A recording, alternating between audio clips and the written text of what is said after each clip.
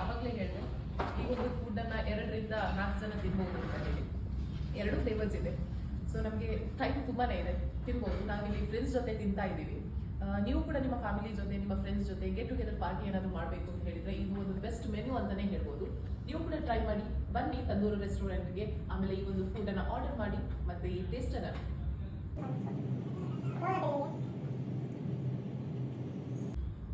ಕರೆಕ್ಟಾಗಿ ಬ್ಲೆಂಡ್ ಆಗಿರುವಂತಹ ಮಸಾಲ, ಅದರ ಜೊತೆ ಕರೆಕ್ಟಾಗಿ ಕುಕ್ ಆಗಿರುವಂತಹ ಬೇಬಿ ಕಾರ್ನ್, ಬೇರೆ ಎಲ್ಲವೂ ಕೂಡ ಕರೆಕ್ಟಾಗಿ ಎಷ್ಟು ಕ್ವಾಂಟಿಟಿ ಬೇಕು ಅಷ್ಟೇ ಮಸಾಲ ಅದಕ್ಕೆ ಬೇಕಾಗಿರುವಂಥ ರೀತಿಯಲ್ಲಿ ಹಾಕಿದ್ದಾರೆ. ತುಂಬಾ ಯಮ್ಮಿ ಆಗಿದೆ. ನೀವು ಚಾನ್ಸನ್ನು ಮಿಸ್ ಮಾಡದೆ ಬೇಗ ಬೇಗ ಬಂದು ಈ ಒಂದು ಫುಡ್ಡನ್ನು ಟ್ರೈ ಮಾಡಲೇಬೇಕು ಅಂತ ಹೇಳ್ತೀನಿ.